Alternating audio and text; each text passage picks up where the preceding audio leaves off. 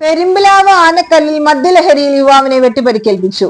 പെരുമ്പിലാവ് ആനക്കല്ല് സ്വദേശി ചാലിശ്ശേരി വീട്ടിൽ 40 വയസ്സുള്ള രതീഷിനാണ് വെട്ടേറ്റത്. സംഭവത്തിൽ സുഹൃത്ത് ബാലകൃഷ്ണനെ കുന്നംകുളം പോലീസ് കസ്റ്റഡി എടുത്തതായി സൂചന. ഇന്നലെ രാത്രി 7:30 ഒരുമിച്ചിരുന്ന് മദ്യപിക്കുകയായിരുന്ന സുഹൃത്തുക്കളായ യുവാക്കൾ തമ്മിൽ വാക്കുതർക്കമുണ്ടാവുകയും ബാലകൃഷ്ണൻ കയ്യിൽ കരുതിയ കത്തിയെടുത്ത് യുവാവിനെ ആക്രമിക്കുകയായിരുന്നെന്നും പറയുന്നു. ആക്രമണത്തിൽ പരിക്കേറ്റ രതീഷ് ആദ്യം പെരുമ്പിലാവിലെ സ്വകാര്യ ആശുപത്രിയിലും പിന്നീട് കുന്നംകുളം താലൂക്ക് ആശുപത്രിയിലും ചികിത്സ നേടി. സംഭവത്തിൽ കുന്നംകുളം പോലീസ് നടത്തിയ അന്വേഷണത്തിലാണ് പ്രതിയെന്ന് സംശയിക്കുന്ന ബാലകൃഷ്ണനെ പോലീസ് കസ്റ്റഡിയിലെടുത്തത്.